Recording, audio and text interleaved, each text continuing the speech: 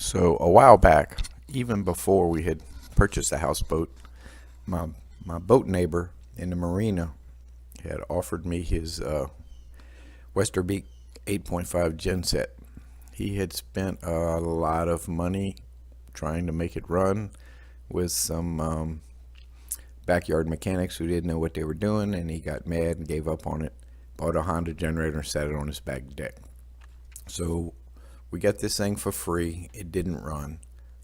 He had said that it was out of time, or he had said his mechanic said it had jump timing. Something was wrong inside the engine. So I messed with it, and sure enough, the number one cylinder, top dead center compression stroke, the rotor was way off, not even close to having a spark at the right time. So I thought, well, maybe it did jump time. So I broke the engine down, took it all apart, and there was absolutely nothing wrong with the inside of the engine. It was clean. There was no broken chain. So the issue had to be in the distributor. Now the distributor sticks directly onto the end of the camshaft, and it's an offset key. So it can only go one way. I mean, mechanically, physically, it can't turn. And the rotor physically clips onto the distributor one way. So I removed the bolt that holds the distributor down, rotated it about 90 degrees past where the slot would have allowed me if the bolt would have been in there, lined it up where I thought the rotor should be, and the dang thing started up. Very strange. Out that one of the so-called mechanics that had worked on this motor had taken the distributor apart, removed the bolt that holds the shaft that holds the rotor, turned it 90 degrees until it clicked again, put it all back together. I don't know what they were thinking, but we turned that around and the engine runs now. And with a few more little odds and ends we did, including changing the little overspeed circuit board, which was probably the problem from the get-go, that we're now running good. Many months and countless man-hours later, we're going in the boat with it. The plywood fuel tank platform sits on the stringer halfway, and then on those other three legs halfway. Okay, the generator fuel tank is installed and somewhat strapped down. I know they expand when you put fuel in them, so I'm going to wait a little while. I put 5 gallons in it. It's hooked up to the generator with a temporary fuel filter. I don't have the right one yet. I just turned the battery on, and I'm going to try to start it. And if it starts, I'll turn it off real quick, and I'll rig up something so we can have cooling water. And then I'm going to run it and figure out which one of these I need to hook up my high voltage to. So it's a big deal here. Let's see if it'll start. So I turn the switch on, electric fuel pump, fill the line with fuel. So it should start.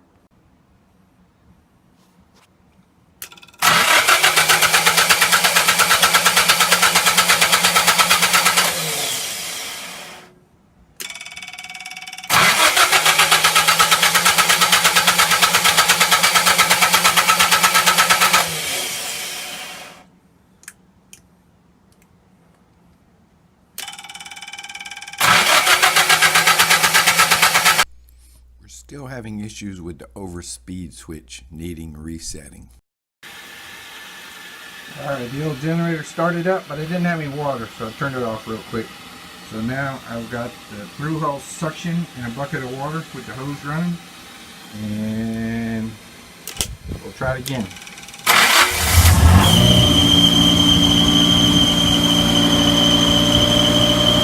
Terrible squealing sound. I don't know what that is.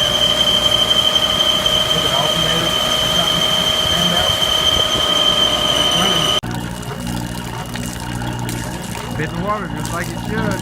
Making a mess.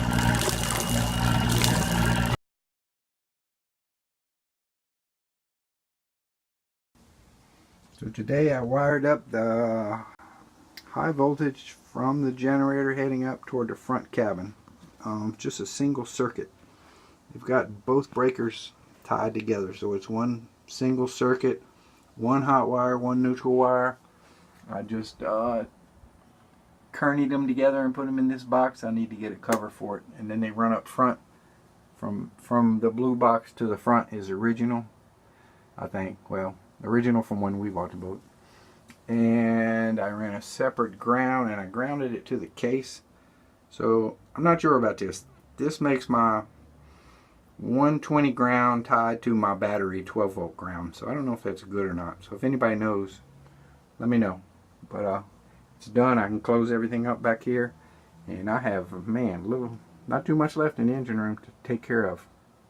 Kind of a generator recap. The generator is in the boat, installed. It's sitting on these 2 pieces of oak that run from big stringer to big stringer.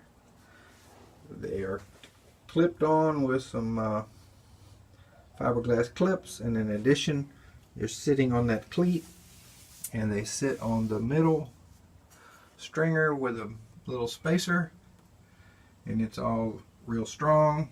We put a new through hull for it, and a filter raw water strainer.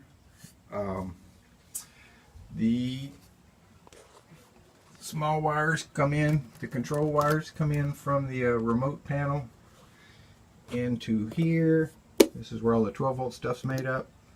The 120 volt stuff comes into this panel and goes back up to the front of the boat. Use the original exhaust hose, the original muffler. We had to put a new through hull to get the exhaust out the side of the boat.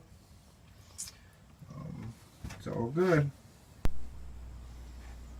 This is the remote start panel that came with the generator, although it is not original to the generator. It doesn't match the drawings, but we got it to work. And right above it is the control panel for the blowers.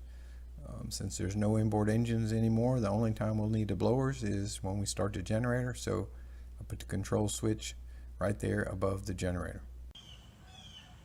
Alright, with the addition of the fuel filter permanently installed and the coolant recovery tank permanently installed and the plastic guard, which the guy just gave me, installed, the generator's done. No more videos on the generator. Unless, of course, it doesn't run when we get there.